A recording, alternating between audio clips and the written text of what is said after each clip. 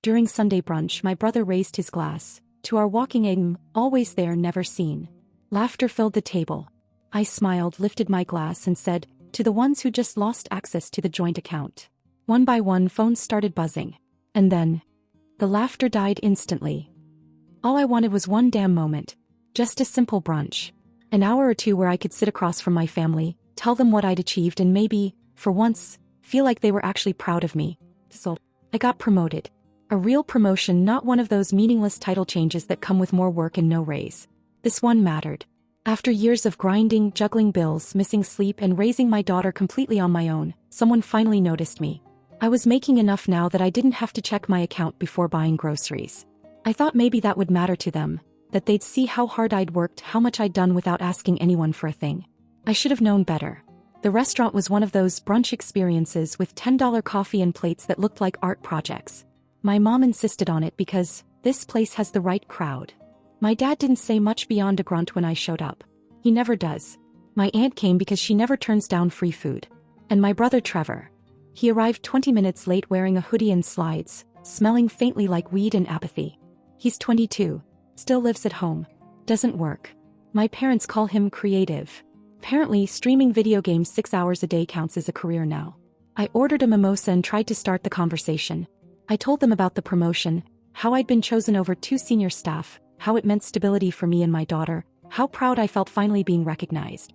I waited for someone to say something, to smile, to care. My mom said, "That's great, honey, maybe now you can take a real vacation." My dad muttered something about how money isn't everything. And Trevor just said, "Guess I don't have to worry about my internet bill this month." They laughed. I didn't. Still, I told myself to let it go. It wasn't worth ruining the day over. Then Trevor lifted his glass. To our walking ATM, always there, never seen. They all laughed. My mom even repeated it like it was clever. Something in me snapped right there. It wasn't dramatic. It wasn't loud. It was the kind of quiet anger that builds over years until it hardens into something unbreakable. I smiled. It wasn't a nice smile. I raised my glass. To the ones who just lost access to the joint account. They laughed again, thinking I was joking. Then the buzzing started. My dad checked his phone first. Then my mom. Then Trevor. I'd spent hours the night before transferring every dollar out of the shared accounts I'd set up for them. The ones I'd opened so they wouldn't fall behind. Canceled the automatic transfers. Deleted their access to my cards. Changed every password. Years of quiet financial babysitting undone in one night. The laughter stopped. My mom's face went pale. My dad asked what I'd done. Trevor just stared at me, his phone still in his hand like he was waiting for it to fix itself. For the first time in years, they were all silent. And in that silence, something inside me settled. Because I realized that every bill I paid for them, every favor I said yes to, every time I helped when they never helped me, none of it ever earned respect. It just made me easier to use. They didn't come to celebrate me. They came to make sure their personal bank accounts still smiled back. But not anymore. I finished my mimosa, stood up, and said I had work to do. And for once, I meant it. I didn't expect gratitude. I wasn't that naive. But I guess a part of me thought that maybe, once I cut them off, they'd at least stop pretending I owed them something. Instead, I got silence. For 3 days, nothing. Not a call, not a text, not even one of those guilt-laced memes my mom sends when she wants something but doesn't want to ask directly. It was like I'd been erased from the group. Which, ironically, was the most peaceful my phone had been in years. But I knew them too well. It wasn't over. They weren't ignoring me. They were recalibrating. Then Wednesday night it started. My dad called. I let it ring out. He left a voicemail. The usual, "Hey, I think something's going on with the electric bill. Probably a glitch. Can you check it on your end?" I didn't even listen to the whole thing. Deleted it halfway through. About an hour later, my mom texted. Said, "Hey sweetie, noticed something odd with the gas account. Did you maybe accidentally unlink it? It's okay if you did, just let me know." Accidentally. That word got under my skin. They still didn't get it. Or maybe they just didn't want to. They thought this was a mistake I'd eventually fix. That I'd feel guilty. That I'd come crawling back with an apology and a fresh stack of payments. I didn't reply. Thursday came and went. Friday too. Nothing. But Saturday morning I woke up to a string of texts from Trevor. Not angry ones.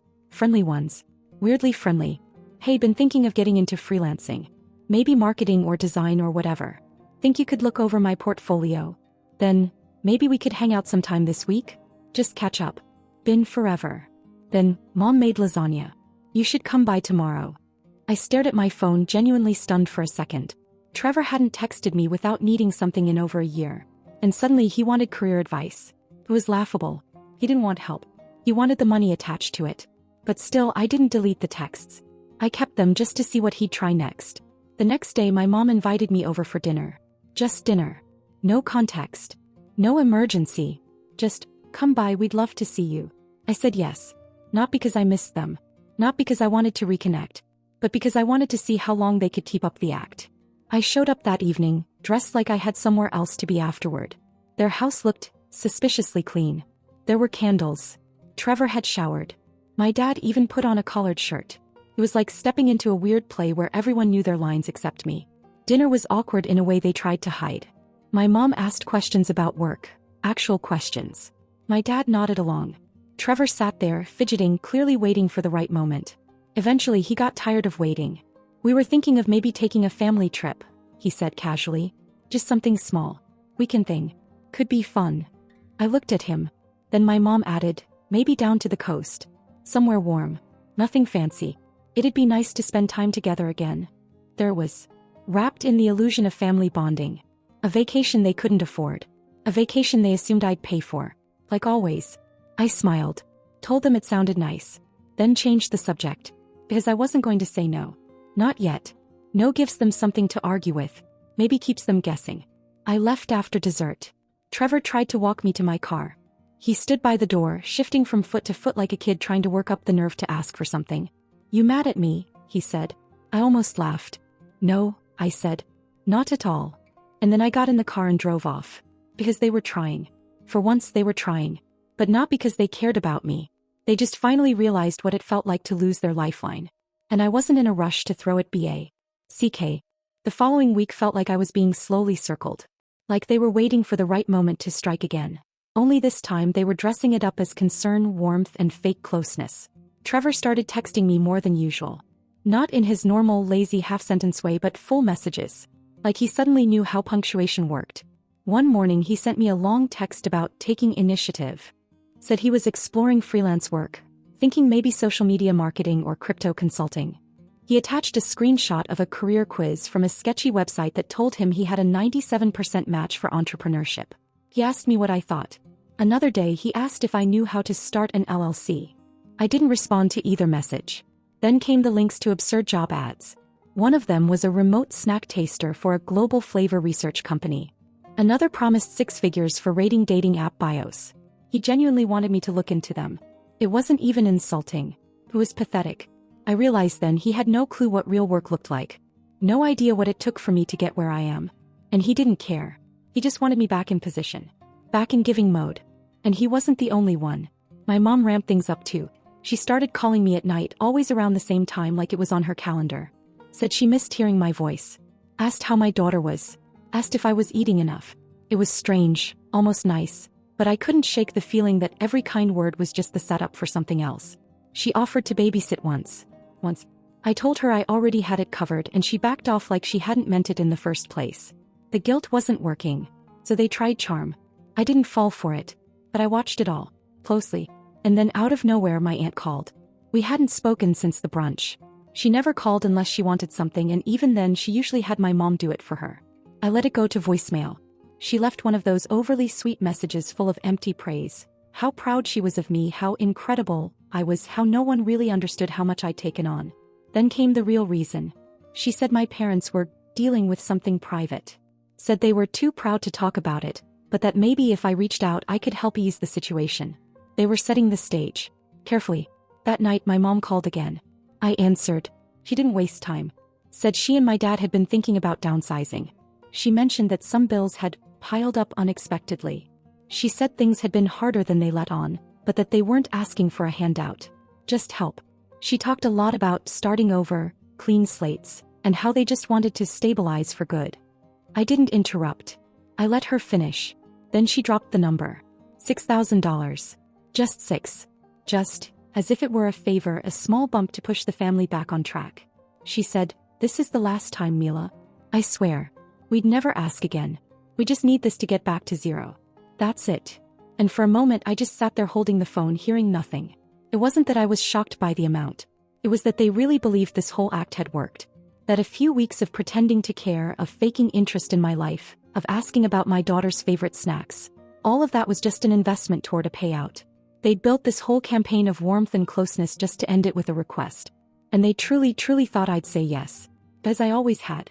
Because no matter how tired I was, no matter how broke, no matter how many jobs I was juggling, I always showed up. I always made it work.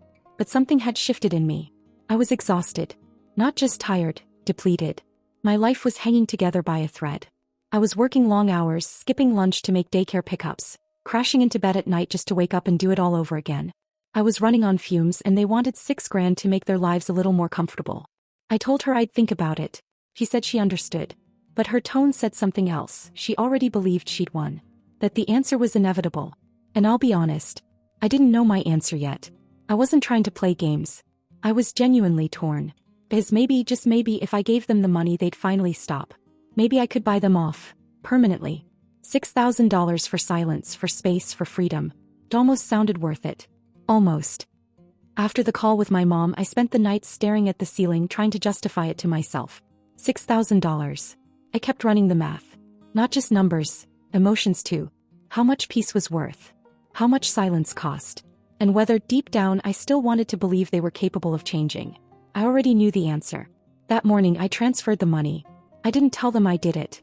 I didn't respond to the thank you text that came 7 minutes later. It said, "You have no idea what this means to us. We'll never forget this." Which was hilarious considering they'd already forgotten every time before.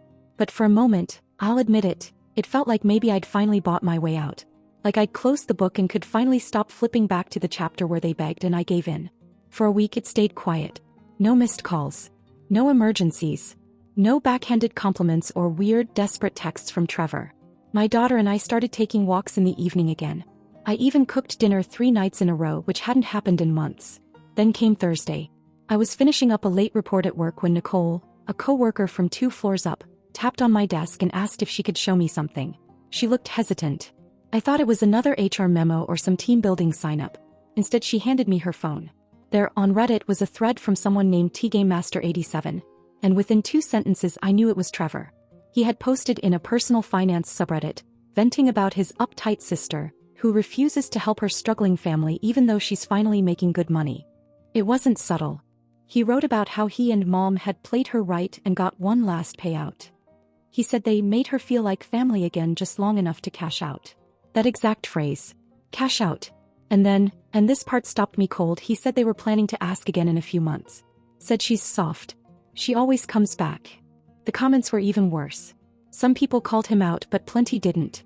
Trevor replied to several, mocking me, joking about manipulation tactics that still work, and openly admitting he never planned to get a job. Nicole said, "I didn't want to assume but I figured it might be about you." Then she walked away. Respectfully. Like someone who'd just seen something she wasn't supposed to. I sat there for 10 minutes staring at the screen. There it was. In public. For strangers to laugh at. The full extent of how little I meant to them. I didn't cry. I didn't get angry. I went cold. Completely numb. I didn't even call them out. What was the point? Trevor wasn't sorry. My mom was probably in on it. And my dad? He wouldn't know if the house was on fire unless someone told him and handed him a hose. The next morning I logged into my bank app. Emergency fund. $174.89. That transfer had cleared everything I had been slowly building for months. Every skipped coffee, every side gig, every long night staring at spreadsheets with one eye open. I sat at the kitchen table watching my daughter eat dry cereal because we were out of milk, and I made a quiet decision right then. This was over. They would never get another cent from me. Not now. Not later. Not ever. And that decision, that calm, quiet moment of resolve, must have opened something up in the universe. Because 4 days later I got an email that changed everything.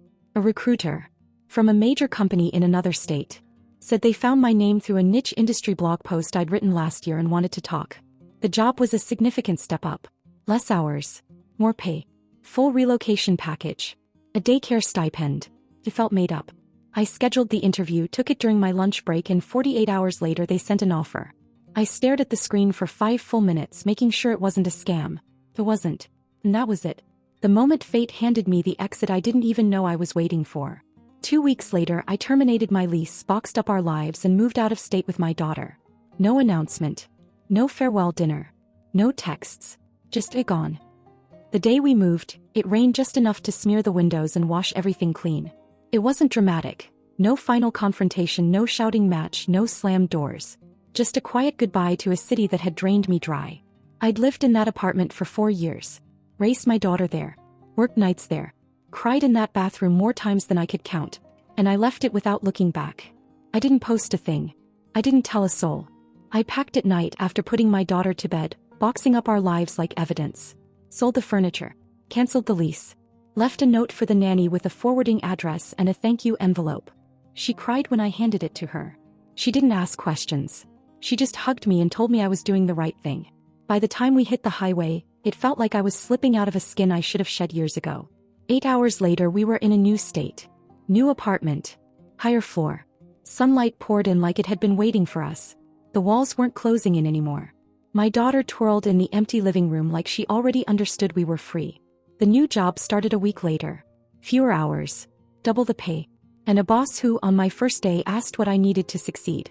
I remember sitting at my new desk staring at my screen thinking, this is mine. All of it. I built this. For 12 days everything was quiet. No missed calls. No guilt texts. No drama. Then like clockwork they noticed I was gone. Started with my dad. A single message. Hey, where have you been? Mom said she hasn't heard from you. Everything okay? I didn't answer. 2 hours later my mom called. I let it go to voicemail. Her voice was light, performative. Just checking in, honey. We're a little worried. Haven't seen you online. Hope everything's alright with work and the little one. Let us know. The tone was sweet but the timing wasn't random. They weren't worried. They were realizing I had disappeared without permission. That the money machine they'd always counted on had unplugged itself and vanished. On day 13 Trevor texted. Casual. Too casual. Mom said you ghosted. That true? You could. I stared at it for a long time. Debated whether to even reply. But something in me wanted them to know. Not the details. Just enough. I typed 2 words. I moved. 10 minutes later my phone rang. It was my mom. Then again. Then Trevor. Then my dad. I didn't pick up. Trevor sent another text. Moved? Where? Since when? Why didn't you say anything? Then 2 hours of silence. And then came the reason for all the concern. Trevor again. Wait, are you making more now? That's amazing. We're really proud of you. Shlee, since you're in a better place now, there's this one thing we were hoping you could help with. Just a short-term thing. There was the real message beneath all the fake concern. They didn't miss me. They missed access. They missed the girl who always answered. Who always paid. Who never said no. And maybe I should have felt sad about that. But I didn't. Because that text, that casual, sleazy attempt to slide back in, confirmed everything I'd always suspected. To them, I was never a person. Just a plan. A resource. A tool. And when that tool stopped working the way they wanted, they tried to guilt it, charm it, guilt it again. I didn't respond. I didn't explain. I didn't argue. That night I blocked them. One by one. My mom. My dad. Trevor. My aunt. Even a couple of their friends I knew would try to mediate. Gone. No announcement. No drama. Just off. My daughter and I had dinner on the floor that night. Pizza from a place around the corner, eaten from the box because we didn't have plates yet. She laughed the whole time, her little face lit up by city lights and something that looked like peace. I realized then, this is what freedom feels like. No one expecting. No one taking. Just space. Just you.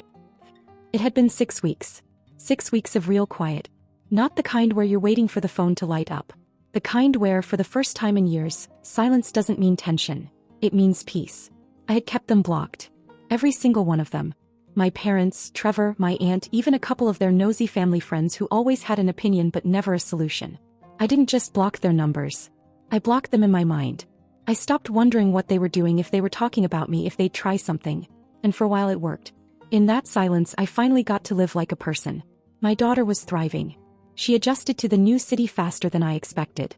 She started telling people our apartment was in the clouds because of how high up we lived. The first time she saw snow from the window she screamed like it was magic. Kept my routines simple. Wake up early, get her to school, walk to work, be home by dinner. Weekends were sacred, just us. No meetings, no money requests. No pretending everything was fine when it wasn't. The job. Better than I thought possible. They respected boundaries. Asked for input. Paid me like my time had value. I stopped checking my bank account before buying paper towels. I started keeping fresh fruit in the fridge. Not because we needed it but because we could. I even bought curtains. Real ones. Nothing off Craigslist or from a clearance bin. And yet some small part of me still waited for the crack. The breach. The inevitable, one last call. It came in the middle of a Thursday. Unknown number. I almost let it ring out. But something told me to pick up. I didn't speak first. There was silence on the line. Then a breath. Then, my mother's voice. She didn't say hello. She didn't ask how I was. She said, "We know you moved." That was it. Not "we miss you." Not "we're sorry." Just the quiet resentment of someone who realized the door was locked from the inside. I didn't answer. I waited. She continued, "We're not mad. We just want to talk. Just know where you are. That's all." As if I owed them that. As if the woman who hadn't once offered to help when I was working nights and sleeping 3 hours a day had the right to ask anything. She kept going, her voice all soft and careful, like she was stepping across a frozen lake. "We've been talking a lot, your dad and I. About the past. About how things got twisted. And Trevor, he's growing up. He's been helping around the house. He asks about you." I closed my eyes. Counted to 5. Then came the reason for the call. I knew it before she said it. "Things are tight again. Just temporary. Your dad's work dried up. Trevor's car broke down and we were hoping." I could practically hear her reaching for the old lines, the ones that used to work. "We were hoping you could help. Just this once. You're doing well now, right?" That last part hit me harder than I expected. Not because it was cruel, but because it was true. I was doing well now. Better than ever. And they knew it. And instead of being happy for me, they saw it as a reason to tighten the leash again. This was always the plan. The "we miss you" was just the setup. The "you're doing well" was the trap. The ask was inevitable. I waited a beat. Let the silence stretch. Then I said what I'd been holding on to since the day I left. "This is the last time we speak." Just that. No rage. No explanation. No apology. I hung up. Then I blocked the number. And that was it. No follow-up. No backup attempts. No cousin texting, "What's going on?" Just silence. Real silence. And in that space something settled inside me. Something that had been knocking around for years looking for a place to land. It wasn't victory. It wasn't revenge. It was relief. They couldn't reach me anymore. Not through guilt. Not through blood. Not even through money. I was mine again. It's been almost a year now. We have a rhythm. My daughter loves school. I joined a community garden. I take walks without my phone. I sleep without dread. I don't flinch when unknown numbers call. I know now, I owe no one a single part of me they're not willing to value. And sometimes I think about that call. Not what was said, but what wasn't. They never said sorry. And I'm glad.